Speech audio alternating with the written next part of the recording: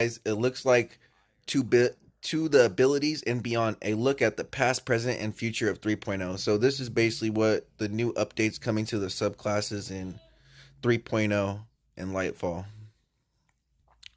So you guys can see that they're basically going to nerf a lot of these PvP discipline and recharge rates and stuff. So right here for Lightfall, we're making the following changes focused on passive cooldown gains, rescaled the efficiency of discipline strength in each class ability stat on grenade, melee, and class ability regeneration rates. In general, the regeneration provided by tier 10 stat is now roughly equivalent to a tier 8 in the previous system. So when you got a tier 10, it'll probably just be a tier 8. Each stat tier now provides a more consistent gain and cooldown reduction rather than spiking heavily on lower tiers. Starting Lightfall, you'll be able to run all the following ability energy generating mods at the same time and more freely be able to socket multiple copies of each. We got Bomber, Outreach, Impact, Induction, Utility Kickstart, Melee Kickstart, Grenade Kickstart, Invigoration, Insulation, Innervation, Hands-On, Ashes to Assets, and Dynamo. Additionally, armor mods, energy mods have been reduced across the board. Artifact mods no longer need to be slotted into your armor, giving you more space to build craft to your weapons your heart's content. In fact, so much is changing that we're being able and being added to Lightfall that we expect players to find unique combination of mods and perks that we didn't anticipate. So, in Lightfall, we'll be adjusting the base cooldowns of some grenade, melee, and class abilities. We'll provide more detailed information in the patch notes when Lightfall goes live. As a preview of Lightfall, we're reverting the base cooldown change to the dodge class ability that was implemented in the hotfix 6.3.0.5, as we feel that their cooldown is under the new stat scaling system is in a good place. We got Marksman's Dodge, got a base cooldown reduced from 34 seconds to 29. Gambler's Dodge got a base cooldown reduced from 46 to 38. Win and roam. So basically, what they want to do, guys, is put the game back to what it was back when I think the 30th anniversary came out. And we split the super regeneration times into separate tiers based on their damage potential of each super, with roaming supers generally having longer cooldowns than one-off supers. While we still believe that grading of cooldowns times based on each super's potency is healthier for the game, we also recognize that roaming supers have been taking a backseat in PvE, and particularly in higher level difficulties where neutral game options have grown more capable of clearing groups of enemies with subclass 3.0 keywords. So basically they're going to create the numbers of orbs to 7. In PvE it's going to be from 7 to 5.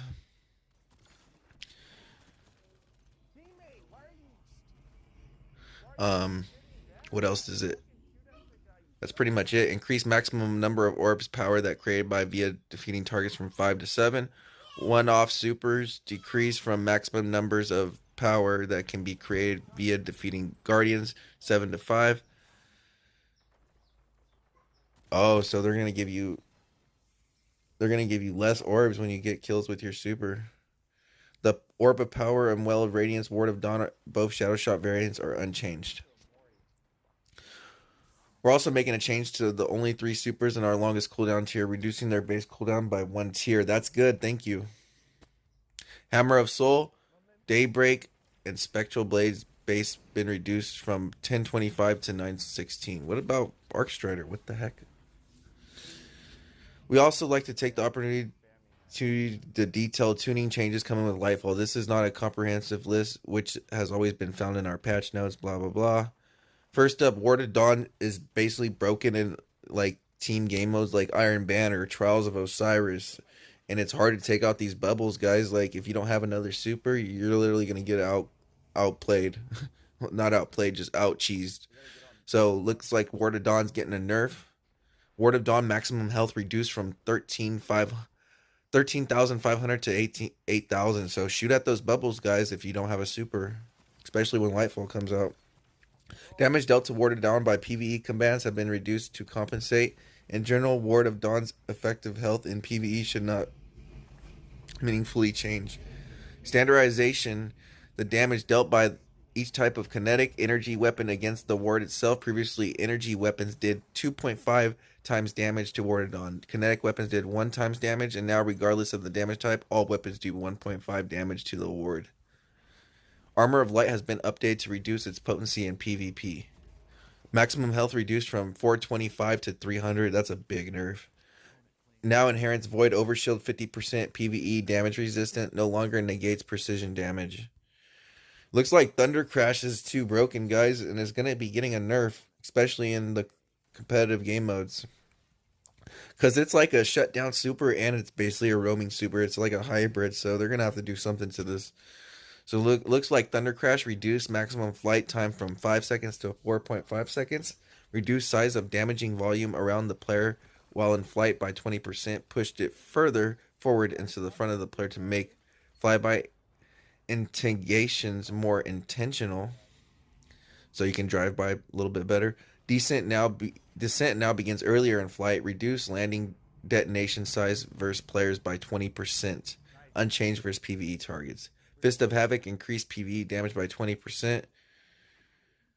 Arc 3.0 Spark of Resistant Fragment is achieving our intended goal of making close range combat safer to engage with, but it's a bit too easy to keep rolling throughout an entire PvE encounter or Crucible skirmish.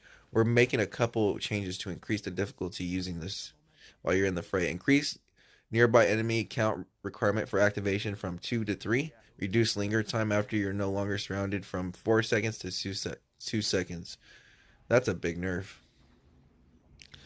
Daybreak ain't really that good. Super energy cost reduced from 10% to 6.5% per swing, so your super will last longer. Increased PvE damage by 25%. We got Phoenix Dive. Base cooldown reduced from 82 seconds to 55 seconds. People might start using that now. While Heat Rises is active, Phoenix Dive restoration duration increased from 1 second to 3 seconds. While Daybreak is active, Phoenix Dive cooldown is significantly reduced, allowing rapid reactivations. While Daybreak is active, Phoenix Dive detonation maximum damage increased from 80 to 220. So test your Guardians, 1 HP. Oh yeah, so crash test Guardians. So you know how you blink sometimes and you'll like blink into the wall and you'll die from the Architect. So they're going to take out the physics collision damage will no longer be lethal to Guardians. And if you do get hit in the wall, it'll leave you to 1 health instead of just outright dying. So that's a big update. You can basically have more freedom now. So we got some new fragments coming in for Void and some.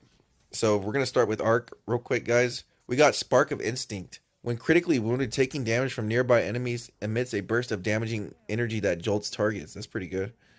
Spark of Haste. You have greatly increased resilience, recovery, and mobility while sprinting. Ooh, that might be one for me because I'm always sprinting. We got Solar.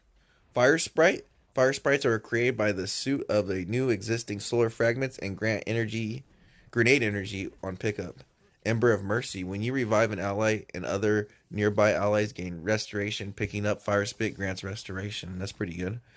Ember of Resolve. Solar Grenade final blows cure you. Oh, that's different.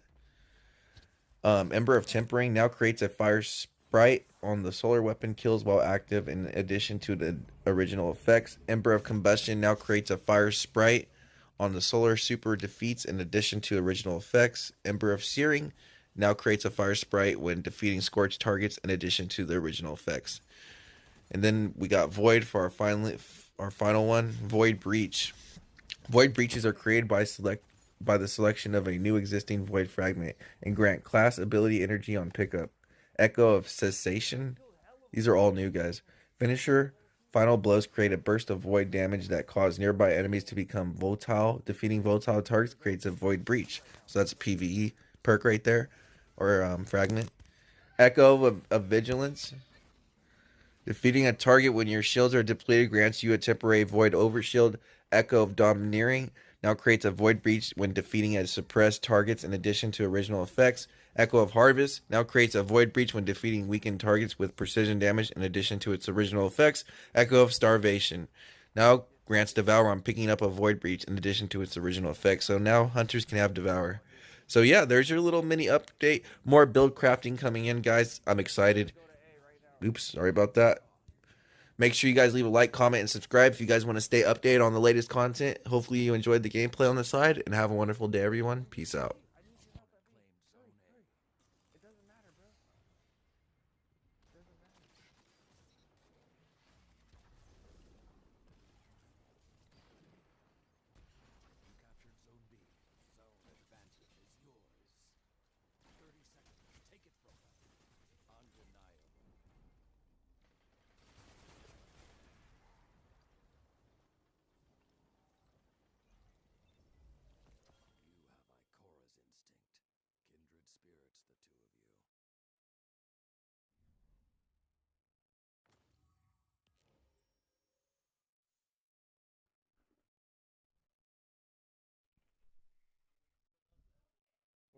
doing here?